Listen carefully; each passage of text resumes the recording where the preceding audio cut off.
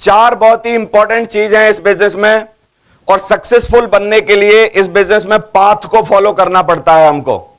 और एक पाथ जो है, सीरियसली पाथ जो इस बिजनेस में बनाया गया है, वो बनता है चार बहुत ही बेहतरीन शब्दों से, जो कि है P फॉर, तेजी से बोलो, patience, A for attitude, T for teachability और H फॉर हॉनेस्टी। ये चार चीजें बहुत ज्यादा जरूरी हैं हमारे बिजनेस में, मैंडेटरी हैं, हमेशा आपको फॉलो करनी पड़ेंगी। हजारों लोगों को मैंने इस बिजनेस में इन चार चीजों की कोई ना कोई एक चीज की कमी से बर्बाद होते हुए देखा है। पहला P फॉर पेशेंस। तो पेशेंस कैसे रहना चाहिए?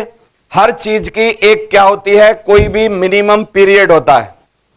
जैसे प्रेगनेंसी है, तो प्रेगनेंसी का पीरियड कितना है भाई साहब? 9 महीना।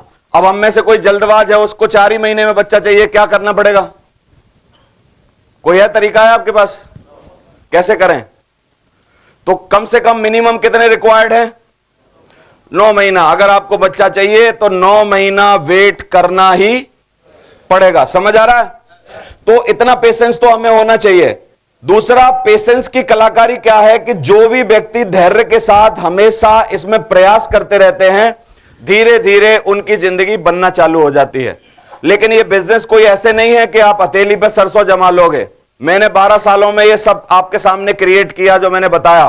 क्या आप यही काम जो मैंने 12 साल में किया है, क्या कुछ भी करके 12 महीने में कर सकते हो? पॉसिबल है? क्यों? क्योंकि उतना नेटवर्क बनने के लिए, उतनी चीजें होने के लिए मिनिमम समय रिक्वायर्ड है। मैंने 12 में किया, ऐसा है आप 8 में कर सकते हो, कम किया जा सकता है, लेकिन 12 साल को 12 महीनों में कन्वर्ट नहीं किया जा सकता। पॉसिबल है क्या? बोलो आप। नहीं है। इसलिए हमको पेशेंस के साथ काम करना होगा। दूसरा, हमारे पेशेंस की परीक्षा कब होती है? जब हम इस बिजनेस में लॉ ऑफ एवरेज से रूबरू होते हैं। लॉ ऑफ एवरेज क्या होता है इस बिजनेस में? आप अगर इस बिजनेस में किसी को लाना चाहते हो तो एक रेशो है, हम लोग 10 लोगों से बातें करेंगे, 7 हमको उसमें से तवज्जो देंगे। कितने? 4 उनमें से क्या होगा, हमारी बात सुन के कुछ करने के लिए आएंगे, और उन 4 में से छान बटोर के कोई 1 या 2 ज्वाइन होगा। समझ आ रहा है? 10, 7, 4, 1। अब जैसे जैसे आप काम करना चालू करोगे, जैसे जैसे आपकी शार्पनेस बढ़ेगी, तो ये रेशो थोड़ा सा आपके लिए अच्छा हो जाएगा। यानी 10 की जगह 7 जो है वहां पर 9 हो सकता है ना? फिर जहां पर 4 है वहां क्या हो सकता है? 4 की जगह पर करते करते समझ आ जाएगा तो 6, और 6 जहां पर 1 है वो क्या हो सकता है? 4 भी हो सकता है। 10 को बुलाओगे 4 ज्वाइन कर जाएंगे, 10 को बुलाओगे 6 ज्वाइन कर जाएंगे। मेरा जो रेशो है आजकल, अगर मैं 10 लोगों पे मेहनत करूं और सरीके से उनको समझाऊं, मेरा रेशो है 10 में से 8 लोगों को अंदर ला सकता हूं मैं। समझ आ रहा है कि नहीं? क्योंकि मैं समझाऊंगा, सारी चीजें बताऊंगा, तो कोई 2-1 लोग ऐसे होंगे जिनको मैं समझा ही नहीं पाऊंगा, लेकिन बाकी के 8 लोगों को अंदर ला सकता हूं। और बिल्कुल कोई नया है जो आया है बिजनेस में, उसका रेशो क्या होना चाहिए? 10 में से 1 को तो ला ही सकता है ना आराम से। तो सबके साथ ये रेशो, लॉ ऑफ एवरेज जो है वो काम करता है, आपके साथ भी काम करेगा, और दुनिया में हर काम में ये एवरेज लगता है। जैसे मान लो मैं ठेल पे कुछ बेचने वाला हूं, आपने ठेल पे बेचने वाले बहुत लोग देखे होंगे, और जब वो निकलते हैं घर से तो पूरी ठेल भर के निकलते हैं और आवाज लगाते रहते हैं, बस बैगन ले लो, आलू ले लो, बोलते हैं ना, और घूमते रहते हैं, और उनको कोई चिंता नहीं होती कौन आवाज सुन रहा है, कौन आ रहा है, कौन नहीं आ रहा है। लेकिन एक बात पक्की है, बताऊं वो क्या? शाम को ठेल खाली होती है, शाम को ठेल खाली होती है। समझ आ रहा है कि नहीं? लेकिन वो क्या पेशेंसफुली करते रहते हैं, आवाज देना कभी भी बंद नहीं करते, और चलना कभी भी बंद नहीं करते। चलते रहें और आवाज देते रहें, उनको कंफर्म है कि शाम को तो ठेल खाली होनी है। अब उनके पास भी ऑब्जेक्शन रिजेक्शन होता है। जब उनके पास लोग आते हैं तो कई लोग उनको बोलते हैं सब्जी बासी है, फरानी है, महंगी है, ऐसा है, यों है, त्यों है, वो रोज सुनते हैं, लेकिन उनको एक ही बात पता है, शाम को ठेल खाली होगी। समझ आ रहा है? और रोज वो प्रयास करते रहते हैं। सेम इसी तरीके से हमको भी पेशेंसफुली अगर ये करें, हम प्रयास करें, तो जिंदगी हमारी बनेगी कि नहीं? बोलो। तो हमेशा इस बात को ध्यान रखोगे। पाथ का पहला P फॉर पेशेंस, और पेशेंस क्यों जरूरी है? एक रूल लागू होता है इसमें, SW5 रूल। क्या रूल है ये? इसमें हर लाइन में एक S होगा और एक W होगा। देखो, some will come, some will not come. तीसरा क्या है? So what, someone is waiting, आपका कोई ना कोई इंतजार कर रहा है, और सो स्टार्ट वर्किंग। समझ आ रहा है? हमेशा कुछ लोग आएंगे, कुछ लोग नहीं आएंगे, तो क्या? कुछ लोग आएंगे, कुछ लोग नहीं आएंगे, तो क्या? तो कोई तो आपका इंतजार कर रहा है, इसलिए हमको क्या करते रहना चाहिए? काम करते रहना चाहिए। तो कितने लोग ऐसे हैं जिनको समझ आ गया और पेशेंसफुली करते रहेंगे, लगातार करेंगे? करेंगे? हमेशा फसल अगर हमको उगानी है तब भी पेशेंस रखना पड़ता है। आज बीज बो के आए, कल फिर पानी लगाना पड़ेगा, फिर उसकी फसल बड़ी होगी, फिर देखने जाना पड़ेगा, फिर खाद डालनी पड़ेगी, फिर यह करना पड़ेगा, और कोई 9-10 महीनों बाद हमारे पास फसल आएगी। ऐसा होता है कि नहीं? लेकिन आज ही बीज डाला और आज ही हम कुरेदने लगे, कुछ हुआ नहीं, कुछ हुआ नहीं, चिंता करें, फिर होगा कुछ नहीं। सेम बिजनेस है। गांधी जी ने पेशेंस की पराकाष्ठा को पार किया। गांधी जी ने जब जंग चालू की, आजादी की, तो जंग चालू करने के बाद 1947 में जब हमको आजादी मिली, तो भाई साहब इस पीरियड में गांधी जी को लगभग 50 साल हो गए थे। कितने साल? आप सोचो कितना महान आदमी है कि कोई 50 साल तक एक ही लड़ाई को लड़के जूझ के उसको जीतना चाहे। 50 साल कोई उसको हिला ना पाए, 50 साल कोई उसको झुका ना पाए, 50 साल कोई उसको रोक ना पाए, 50 साल वो किसी और चीज में ना फंसे, 50 साल किसी और की ना सुने। हजारों लाखों लोग आए बीच में, लोगों ने बोला गांधी जी जो आपने अहिंसा का धर्म अपनाया है ना, अहिंसा के धर्म पर आज तक चल के कोई भी देश आजाद नहीं हुआ है। उनको तथ्य और प्रमाण दिए गए। गांधी जी का एक ही जवाब था कि आज तक अगर कोई देश आजाद इसलिए नहीं हुआ है अहिंसा पर, क्योंकि आज से पहले गांधी कहीं पैदा ही नहीं हुआ है। समझ आ रहा है कि नहीं? और उन्होंने अपनी लड़ाई लड़ी और 50 साल तक उसको जी के दिखाया। तो हम भी थोड़ा बहुत पेशेंस दिखा सकते हैं। कम से कम पेशेंस का टाइम पीरियड बता दूं, 5 साल। कितने लोग 5 साल तक जूझेंगे किसी भी कीमत पर? 5 साल तक कोई झुका तो नहीं पाएगा, 5 साल तक कोई हिला तो नहीं पाएगा, 5 साल किसी की बातों में नहीं आएंगे, 5 साल कोई रोक तो नहीं पाएगा, तो you will be the diamond. आप डायमंड बन जाओगे अगर 5 साल लगे रहे। दूसरी चीज क्या है? A for attitude. ये एक ऐसी चीज है जो हमेशा फेलियर में और सक्सेस में एक बहुत ही बारीक अंतर पैदा करती है। नजरिया, किस हिसाब से हम चीजों को देख रहे हैं। समझ आ रहा है? एक जगह मंदिर बन रहा था और 3 मजदूर काम कर रहे थे। तो पहले वाले मजदूर से किसी व्यक्ति ने पूछा कि भैया क्या कर रहे हो? तो मजदूर ने जवाब दिया, दिख नहीं रहा, पत्थर तोड़ रहा हूं। सही है। दूसरे मजदूर से उसी ने पूछा, भैया क्या कर रहे हो? दूसरे ने बोला, दिख नहीं रहा, पेट पालन कर रहा हूं, आजीविका कमा रहा हूं। और तीसरे से पूछा गया, वही मजदूर वहां काम कर रहा था, कि भैया क्या कर रहे हो? उसने कहा, बहुत ही अच्छा काम कर रहा हूं, मंदिर का निर्माण कर रहा हूं। समझ आ रहा है आपको कि नहीं? तीनों एक ही काम कर रहे थे, लेकिन नजरिया देखो। एक आदमी किस लिए कर रहा है? पत्थर फोड़ रहा है, पत्थर फोड़ रहा हूं। समझ आ रहा है? दूसरा जी आजीविका कमा रहा है, तीसरा मंदिर का निर्माण कर रहा है। समझ आ रहा है? हम में से भी बहुत सारे लोग जब जाते हैं किसी को जोड़ने के लिए, तो कोई आदमी अपने घर से सोच के जाता है कि चलो एक और को फंसा के आते हैं। हाँ, दिस टाइप ऑफ एटीट्यूड। समझ आ रहा है कि नहीं? दूसरे को अगर पूछो कि भैया कहां जा रहा है, वो बोलता है कि एक जिंदगी बनाने जा रहा हूं। और तीसरे को पूछो तो कहां जा रहा है, तीसरा बोलता है कि डायमंड ढूंढने जा रहा हूं, डायमंड ढूंढने जा रहा हूं। समझ आ रहा है कि नहीं? It's all about your attitude.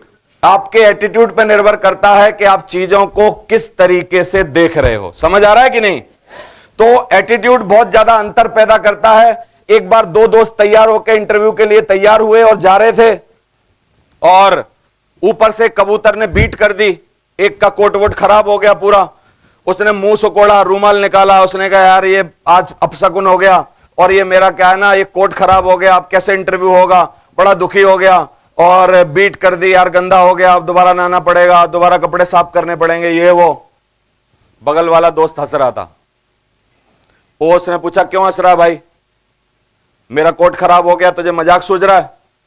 उसे बोला, नहीं, मैं ये सोच रहा हूं कि भगवान ने अच्छा किया भैंसें नहीं उड़ती हैं।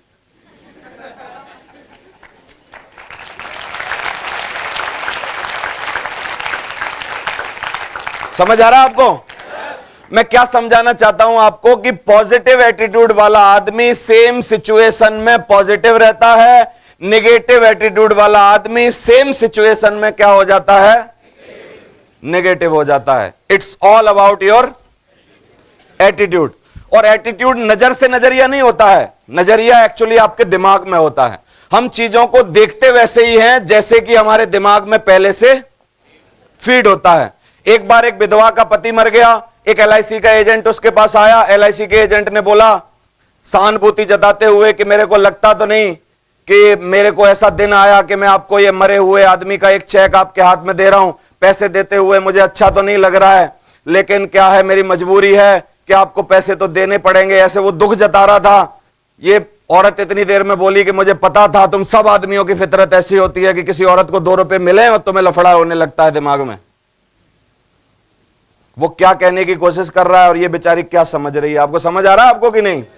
हम हमेशा चीजों को कैसे देखते हैं? जैसे कि पहले से हमारे दिमाग में होता है। अब कुछ लोगों के दिमाग में एक्चुअली इस बिजनेस के बारे में, अपने बारे में, लोगों के बारे में कुछ कुछ भ्रम पहले से हैं। समझ आ रहा है? और सब कुछ उनके साथ कैसा होने वाला है जिनका पहले से एटीट्यूड डिसाइड है। तो पॉजिटिव एटीट्यूड रखने के लिए हमारा सबसे अच्छी बात है कि हमको पॉजिटिव लोगों के साथ रहना चाहिए। चीजों को देखने का हमारा नजरिया बदलना चाहिए। खराब रोड को देखने के बाद कई लोग सबसे पहले सरकार को गाली देते हैं, रोड इतने खराब है। फिर दूसरा, खराब रोड को देखने के बाद अपने आप को गाली देते हैं कि तू साले तुझे यहीं मरना था, आके इसी रोड पे चलना था तेरे को। फिर तीसरा, इंडिया को गाली देते हैं, है ना। चौथा, सिचुएशन को गाली देते हैं, समय को गाली देते हैं, गालियां देते रहते हैं। देखे हैं आपने ऐसे लोग? और एक आदमी मस्त मौजी जो होता है, जिसका एटीट्यूड पॉजिटिव है, वो खराब रोड पे खुश होता है। सबसे पहला कारण खुश होने का कि चलो कम से कम आज एक्सीडेंट नहीं होगा, क्योंकि खराब रोडों पे एक्सीडेंट नहीं होते कभी। गड्ढे इतने होते हैं, एक्सीडेंट होगा कहां से? समझ आ रहा है? दूसरा, वो खुश होगा कि चलो बढ़िया है यार, खराब रोड है, इंडिया में बहुत सारे लोगों का पेट पालन होगा, क्योंकि हम जैसे बहुतों के पंचर होंगे और कई लोगों के परिवार चलेंगे। समझ आ रहा है? तीसरा, फिर आदमी पॉजिटिव रहता है कि चलो यार, चलाते चलाते नींद 5 घंटे के सफर में खराब रोड के कारण एक तो गारंटी है कि नींद नहीं आएगी, और नींद नहीं आएगी तो रिस्क कम हो जाएगा। समझ आ रहा है आपको? तो मैं क्या सोच रहा हूं, मैं क्या बता रहा हूं आपको कि एक ही सेम सिचुएशन में पॉजिटिव लोग पॉजिटिव मैसेज लेते हैं, नेगेटिव सिचुएशन आदमी, नेगेटिव जो जिसके दिमाग में रहता है, सेम सिचुएशन में वो कैसा मैसेज लेता है? It's all depend on your attitude, कि आप देखते कैसे हो। मैं जब इस बिजनेस में आया तो मैंने इस बिजनेस को कैसे देखा कि ये मेरी जिंदगी बनाने वाला है। मैंने देखा कि ये मेरी जिंदगी में परिवर्तन लाएगा। मैंने देखा कि इसके जरिए से मैं अमीर बन सकता हूं। मैंने देखा यार, भगवान ने मौका मेरे नजर में भेजा है, मुझे इसको किसी भी कीमत पर करना चाहिए। और मेरे ही बगल में कोई पड़ोसी आया होगा, उसने देखा होगा कि देखो कितनों को लूट रहे हैं,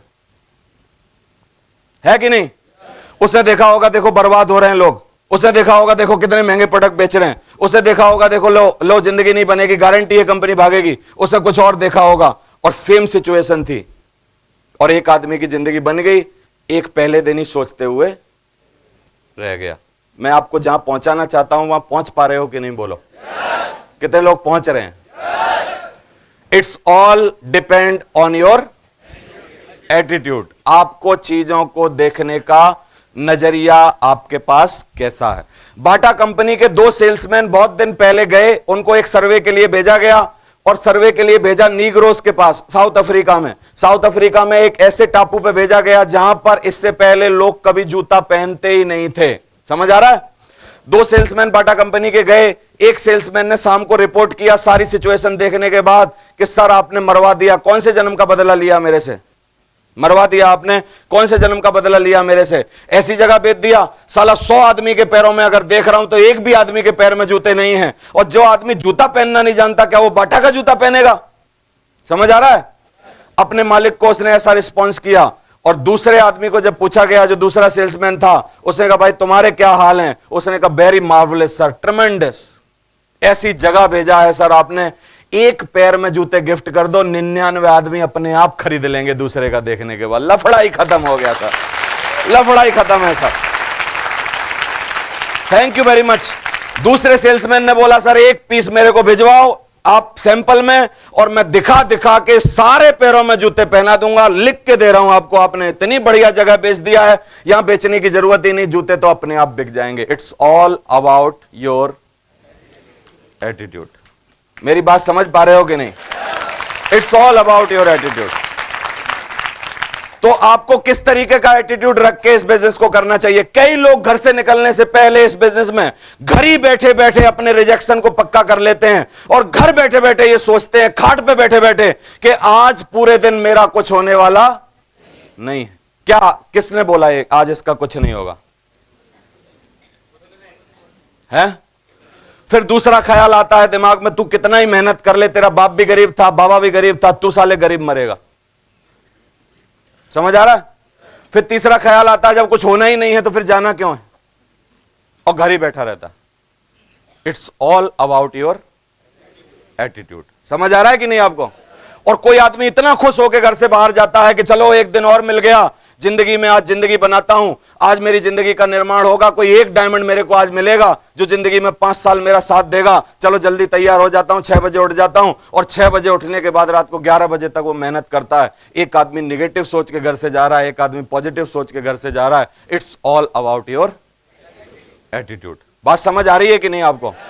तो ये A4 एटीट्यूड जो है वो दुनिया में बहुत बड़ा अंतर पैदा करता है दोस्तों।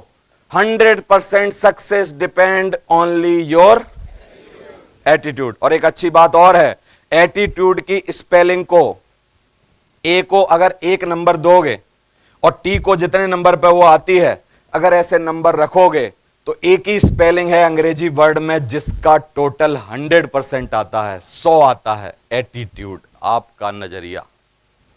समझ आ रहा है? वर्क को काउंट करोगे तो कुछ आता है, लव को काउंट करोगे तो कुछ और आता है, लक को काउंट करोगे तो कुछ और आता है, और जो चीजें आपको लगती हैं, हार्ड वर्क को काउंट करोगे तो कुछ और आता है, नॉलेज को काउंट करोगे तो कुछ और आता है। जब एटीट्यूड को काउंट करोगे तो क्या आता है? 100 आता है, 100। एक बार नजरिया सही कर लो। समझ आ रहा है?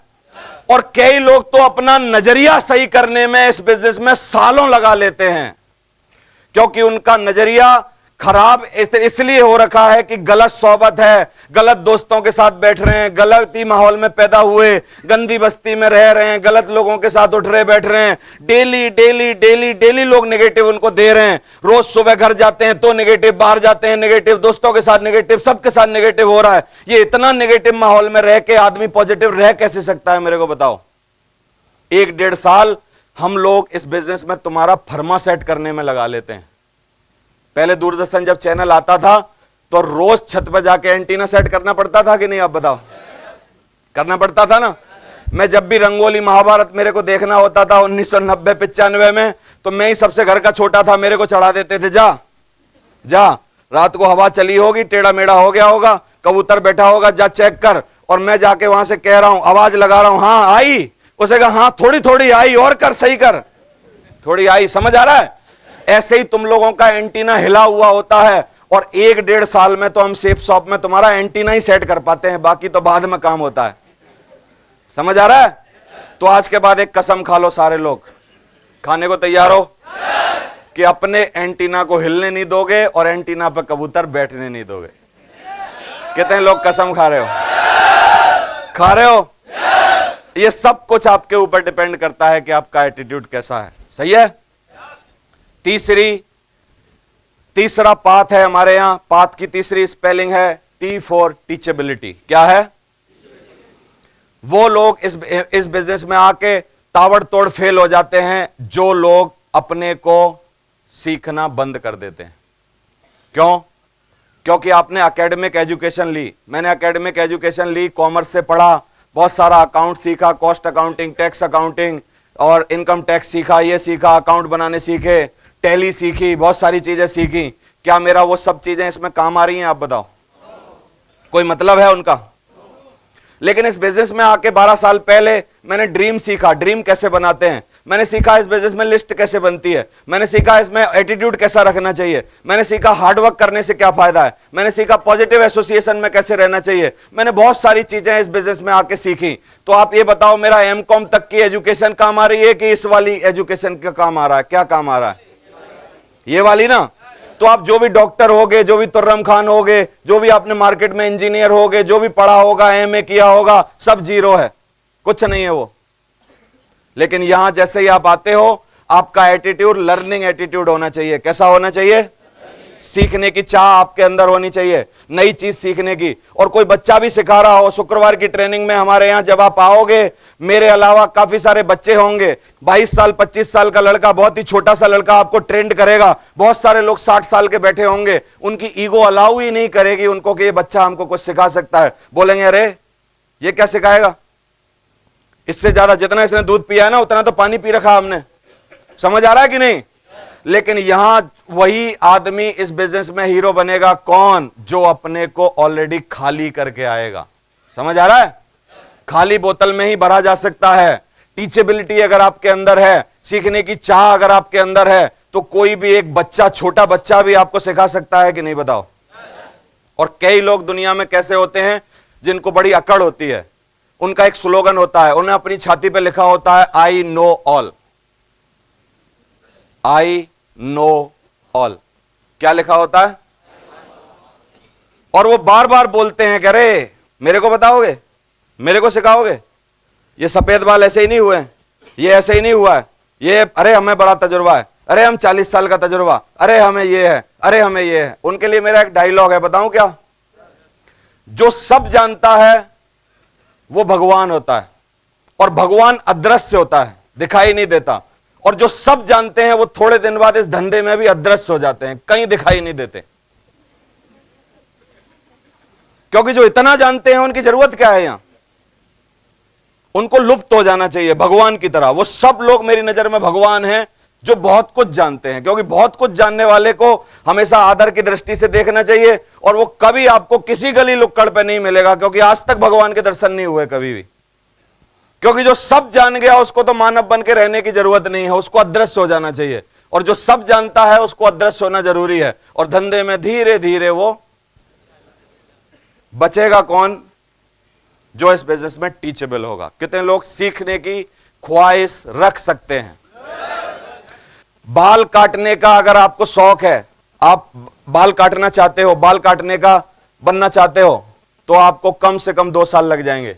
जाओ जाके सीखो। 6 महीने तो आपको आदमी उस तरह नहीं पकड़ने देगा जिसकी दुकान में जाओगे, क्योंकि वो किसी के गाल कटवाना नहीं चाहता तुमसे। सही है? यानी 10 रुपए की औकात है बाल कटवाने की। जब आप अच्छे बाल काटोगे तो कितने रुपए दोगे उसको? 10 रुपया। 10 रुपए की चीज को सीखने के लिए 2 साल लगते हैं, तो साला करोड़पति बनने के लिए हाथ पे हाथ रख के बैठे बैठे सीख जाएगा आदमी? क्यों? हाथ पे हाथ रख के सीख जाएगा? ट्रेनिंग में कभी नहीं आएगा तो सीख जाएगा? मैं हजारों लोगों को देखता हूं, ज्वाइन कर लेते हैं, लेकिन उनको रोज फोन करना पड़ता है, भाई साहब शुक्रवार को ट्रेनिंग में आ रहे हो? जवाब देगा, अरे हाँ पेट में दर्द है, ठंड बहुत है, पिताजी घर पे नहीं है, बच्चे छोटे हैं, फलाना है, ये है, तो है। इसको कानपुर से उठ के 5 किलोमीटर दूर जहां हमारी ट्रेनिंग हो रही है, ऐसे लग रहा है जैसे दुबई जाना पड़ रहा है। और जो लोग इस बिजनेस में बहाने देते हैं उनका एक ही कारण है, बता दूं क्या? उनके सपने रियल नहीं है, फेक हैं वो लोग। जो बोल रहे हैं वो अंदर से नहीं है। मैं आपको एक चीज बता सकता हूं, जितने लोग बहाने बना रहे हैं, या तो आप जिंदगी में बहाना बनाओगे या तो आप जिंदगी में पैसे बनाओगे, और दोनों चीजें कभी साथ बनने वाली नहीं है। अगर आपको पैसे बनाने हैं, बहाना बनाना बंद कर दो, और अगर आपको बहाने बनाने हैं, पैसे के बारे में भूल जाओ। बोलो क्या करना है? पैसे बनाने हैं। मेरे को पैसे बनाने थे, जिंदगी में आज तक कभी कोई बहाना नहीं दिया। कल मेरे को एक बहुत सॉलिड बहाना था यहां ना आने का। मेरे पिताजी आईसीयू में भर्ती होने वाले थे, बिल्कुल 3 बार मैंने बिठाया गाड़ी में, और तीनों बार उनको किसी ना किसी कारण से घर में छोड़ना पड़ा। मुझे लग रहा था कि मैं कैसे जाऊंगा, लेकिन मैं मां कसम बोल रहा हूं, जो भी हो जाता, देवेंद्र शर्मा इस स्टेज पे आता, कुछ भी हो जाता, आता। क्यों? Thank you very much. क्यों? क्योंकि 12 साल की तपस्या, 12 साल की बात जो मैं बोलता हूं कि मैंने टाइम दिया और मैं पहुंचा, एक छोटे से कारण के लिए मैं छोड़ता नहीं। जो भी हो जाता मैं आता। मैंने तय कर ली थी ये बात। मैंने कहा ऐसा हो ही नहीं सकता कि मैं 1500 लोगों का विश्वास तोड़ दूं और उनकी टिकट छपी और मैं पहुंचू ना। जो हो जाता मैंने तय कर लिया था। मैंने कहा जो भी हो जाएगा, सबसे ज्यादा खराब होगा फिर भी मैं जाऊंगा, क्योंकि मेरे को जाना है, बहाना नहीं देना है, क्योंकि मेरे को पैसे बनाने हैं, ना कि बहाना बनाना है। समझ आ रहा है कि नहीं? छोटे छोटे सेलिब्रेशन में हम लोग विश्वास करते हैं। पड़ोसी के यहां केक क्या कटता है, हम लोग 4 घंटा अपना धंधा छोड़ देते हैं, बार बार पूछते हैं हाँ हो गया क्या टाइम, हाँ कब कटेगा केक। छोटे छोटे बर्थडे, छोटी छोटी पार्टियां, छोटी छोटी चीजें, हम छोटे सेलिब्रेशन छोड़ना नहीं चाहते जिंदगी के।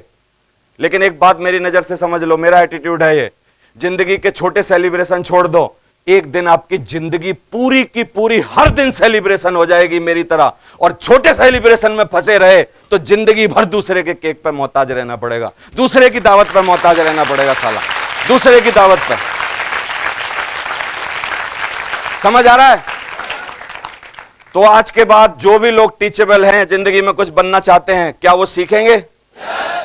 और एक रीजन है उसका, क्योंकि खाली बोरी कभी भी खड़ी नहीं हो सकती। खड़ी करके दिखाओ मेरे को, क्या टेक्निक है आपके पास? हम लोग जब तक खाली हैं तब तक कॉन्फिडेंस नहीं आएगा। जब आप लोगों के सामने जाओगे, लोग आपका चीर हरण साथ में करके बेच देंगे। समझ आ रहा है? लेकिन जब आप भरे हुए जाओगे, सीख के जाओगे, हर हफ्ता सीखोगे, बातें जब आपको आ जाएंगी और जब लोगों के सामने बैठोगे तो तुम्हारी बातों से उनका चीरहरण हो जाने वाला है। लिखवा के ले लो मेरे से, लिखवा के ले लो मेरे से। Thank you very much. समझ आ रहा है कि नहीं आपको? तो कैसे जाना चाहिए? जब हम जाएं हमारा ही चीरहरण हो जाए, या हम जाएं तो दूसरे का चीरहरण हो जाए? बोलो दूसरे का ना। आज जितने भी लोग सीखे हैं, योगेश यादव ने सीखा, कश्यप जी ने सीखा, टीकन सिंह चौधरी ने सीखा, योगेश यादव ने सीखा, अलवर वाले ने सीखा, हरिशंकर ने सीखा, हम जितने 22 डायमंड हैं, हम जितने रेड क्लब लीडर हैं, हमको कहीं भी ले जाओ, कहीं भी ले जाओ, किसी के सामने बिठा दो, एक आदमी की हिम्मत नहीं जो हमारे सामने कुछ बोल दे। एक बात बोलेगा, हम 100 जवाब देंगे, 100, 101 बोलने नहीं देंगे। लेकिन एक आम आदमी जाता है, कोई बोलता है, ये जाता है दूसरे पे मोहर लगवाने के लिए, और ये थोड़े देर बाद अपनी पीठ कर देता है कि भाई साहब तुम अपनी वाली लगा दो, और वो लगा देता है कि तू नाकारा है, तेरी जिंदगी बर्बाद होगी, लिख के ले ले, और मान के सुन के आ जाता है। इट्स डिपेंड्स कि आपकी बोरी खाली है कि आपकी बोरी भरी है। क्या करना चाहिए? क्या करना चाहिए बोलो? कितने लोग भरेंगे इसको? नॉलेज का और कॉन्फिडेंस का चोली दामन का साथ है। नॉलेज अगर कम है, कॉन्फिडेंस आपका लो है। नॉलेज आपकी थोड़ी ज्यादा है, कॉन्फिडेंस, नॉलेज और ज्यादा है तो कॉन्फिडेंस और ज्यादा है। समझ आ रहा है आपको कि नहीं? क्योंकि जितनी जिसको नॉलेज है उसका उतना कॉन्फिडेंस है। दुनिया के किसी भी क्षेत्र में ढूंढ लो, आज सचिन को बल्ला पकड़ा दो, रिटायर के जितने भी साल हो गए हो, मरते दम पकड़ा देना, लेकिन तब भी उसको टेक्निक है कि चौका और छक्का कैसे मारा जाएगा, क्योंकि उसने बाल सफेद नहीं करे ऐसे धूप में। समझ आ रहा है कि नहीं? तो दुनिया में जिस भी क्षेत्र की आपको नॉलेज हो गई, उस क्षेत्र में आपको कॉन्फिडेंस हाई हो जाता है कि नहीं? मेरे को इंजेक्शन लगाना नहीं आता, मेरे को अगर सिरिंज लाके दोगे और किसी के मैं इंजेक्शन लगाऊंगा, सच बताओ मेरे हाथ कांपेंगे कि नहीं कांपेंगे? क्यों क्यों क्यों? क्योंकि आज से पहले मेरे को इंजेक्शन लगाने का कोई भी तजुर्बा नहीं है। लेकिन जब मैं फॉलो अप करूंगा तो कर दूंगा ना।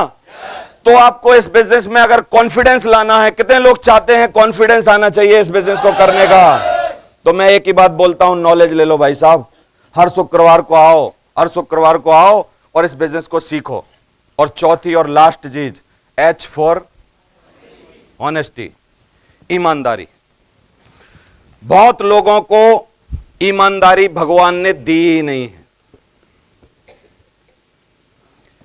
बहाना बनाना इनका जन्म सिद्ध अधिकार है।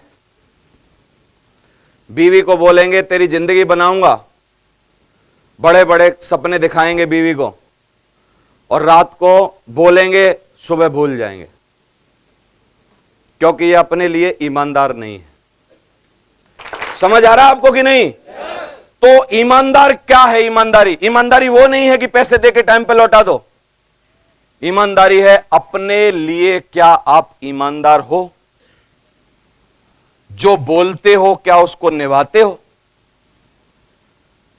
क्या जो वादा करते हो उसको किसी भी कीमत पर पूरा करते हो, या वादा करते हो और हमारे यहां एक कहावत है आगरा में, किसी की बात कुत्ते की लात, वैसे हो। बहुत सारे लोग हिंदुस्तान में, कम से कम बहुतायत होगी इनकी, 60% लोग मेरी नजर में उनकी बात कुत्ते की लात, दोनों बराबर। ऐसे लोग हमारे धंधे में ताबड़तोड़ फेल हो जाते हैं। क्यों? क्योंकि ये business cash and carry business है। पैसे लेके आओगे, ईमानदारी से लाओगे, आपको डीडी भेजनी होगी। कई लोगों की जेब में जैसे ही पैसे आए उनकी जेब गर्म हुई, उनके और उनके बाप के। भेजना छोड़ दिया, भूल गए, बहाने बनाना चालू। अपलाइन पूछ रहा, भाई कितनी आई? तो 2 आई, उसमें से बोल देंगे सर 1 भी नहीं आई, और अपने काम में लगा लेंगे और कुछ बोलेंगे और कुछ बहाने बनाएंगे और कुछ करेंगे। ऐसे लोग, जैसे ये कुल्हाड़ी लेके बैठा ना पीछे, दिखाई दे रहा? ये कौन लोग हैं? ये साला अपलाइन के साथ गले में हाथ डाल के खड़े हैं, बोल रहे हैं तू भाई है मेरा, मैं तेरी जिंदगी में साथ हूं, मैं तुम्हारे लिए ये करूंगा ये करूंगा ये करूंगा, लेकिन एक हाथ में पीछे से कुड़ाली ले रखी है इन्होंने, और ये कुछ भी करने को तैयार हैं, आगे पीछे से अलग हैं। आगे से कुछ बोल रहे हैं, मन कुछ और सोच रहा है, और कुछ हो गई गलती तो सीधे नहीं बताएंगे आके, सीधा आपको बहाने बुने मार के उल्टी सीधी कहानी समझा के आ जाएंगे और बता देंगे। ये कौन लोग हैं? इन्होंने जिस दिन ये पैदा हुए हैं उस दिन एक्चुअली ईमानदार वाला दिन नहीं था। भगवान ने उस दिन वैसे बेईमान टाइप के लोग पैदा करे थे। समझ आ रहा है आपको कि नहीं? कितने लोग इस बिजनेस में सीरियसली जिंदगी बनाना चाहते हैं? You have to be honest. क्या बनना पड़ेगा? कितने लोग बन सकते हैं? बहुत कठिन है ये, बहुत कठिन है भाई साहब, सच बता रहा हूं, बहुत कठिन। दुनिया की सबसे बड़ी परीक्षा है ये, कठिन, बहुत कठिन है। ऑनेस्ट बनना, जबान दी तो पहुंचना, वादा किया तो पूरा करना, एक बार बोल दिया तो निभाना। मैंने किसी को बोल दिया कि कल तेरे को पैसे दूंगा, तो फिर किसी भी कीमत पे दूंगा, मदद करूंगा तो करूंगा, फिर मेरे को कोई नहीं रोक सकता। समझ आ रहा है कि नहीं? और इन सब चीजों की वजह से मैं मैग्नेट बन गया। क्या बन गया? मैग्नेट। देवेंद्र शर्मा की शकल को कोई प्यार नहीं करता, जितने लीडर मेरे साथ बैठे हैं ये सब प्यार करते हैं देवेंद्र शर्मा के गुणों को। किसको? गुण जो है मेरे में। और अगर गुण सही ना होते तो सच बताओ, क्या 12-12 साल मेरे साथ लोग रह रहे होते? क्या 12-12 साल लोग निभा रहे होते? क्या 12 सालों में मेरे अंदर कमियां पता चलती हैं और छोड़ के भग जाते कि नहीं मेरे को? बहुत सारे लोग इस बिजनेस में रोते हैं कि भाई साहब टीम नहीं बन रही, लोग नहीं रुक रहे, आ नहीं रहे, आ रहे हैं लेकिन रुक नहीं रहे। वो किस लिए नहीं रुक रहे? क्योंकि तू ईमानदार नहीं है, और बेईमान के साथ दुनिया में कोई रहना चाहता नहीं है। कभी तू वादा करता है तो फॉलो अप पे टाइम पे नहीं पहुंचता, पैसे का वादा करता है तो पैसे में लफड़ा कर देता है, और कोई वादा करता है तो और कोई चीज में नीचा हो जाता है, कभी तेरा व्यवहार सही नहीं रहता, कभी और कोई बात करता है, और लोग ताबड़तोड़ तेरे को क्या कर रहे हैं? छोड़ के जा रहे हैं। इस बिजनेस में मैग्नेट बनना पड़ेगा। क्या बनना पड़ेगा? मैग्नेट। जो भी आपके पास आए आपके गुणों के कारण आपसे चिपक जाए। समझ आ रहा है? और अगर आप ऐसे हो तो इसका मतलब जिंदगी बन सकती है। कितने लोग ईमानदारी से जिंदगी बिता सकते हैं, ईमानदार रह सकते हैं, हॉनेस्ट रह सकते हैं? अपने लिए, अपने खुद के प्रति ईमानदार रहना बहुत जरूरी है। रह सकते हो? सच्चे सपने जिनके होते हैं वो लोग बदलाव लाते हैं अपने अंदर। कमियां सब में होती हैं, कमियां सब में होती हैं। मैं जब आया था, क्या इस बिजनेस में ऐसा ही था? क्या नहीं था। लेकिन धीरे धीरे मेरे को पता चला ये और लाना पड़ेगा, ये और लाना पड़ेगा, ये और लाना पड़ेगा, ये और लाना पड़ेगा, ये और लाना पड़ेगा। मैं धीरे धीरे अपने में इंप्लीमेंट करता गया। हर आदमी को अपने गिरेबान में झांक के ये पता चलता है कि क्या कमी है, क्या अच्छाई है। बताओ कौन नहीं जानता ये बात? सब जानते हैं कि नहीं? जीतते कौन लोग हैं? जो अपनी कमियों पर काम करते हैं। समझ आ रहा है? गलतियां हर आदमी से होंगी, क्योंकि बिना गलती के भगवान आदमी को बना ही नहीं सकता। मैंने एक किताब में पढ़ा, आदमी की मैन्युफैक्चरिंग बिना गलती के पॉसिबल ही नहीं है। भगवान ने अगर आदमी बनाया है तो इसका मतलब गलतियों के साथ भेजा है। लेकिन सफल कौन लोग होंगे? जो अपनी गलतियों पर काम करेंगे। बहुत लोग मेरे नेटवर्क में कैसे आए? गए डाउनलाइन के यहां रहे, डाउनलाइन के यहां रहे, और साला डाउनलाइन के यहां जाके उसी की बहन से चक्कर चला दिया। और कई लोग मेरे नेटवर्क में डाउनलाइन की बहनों को लेके भाग गए।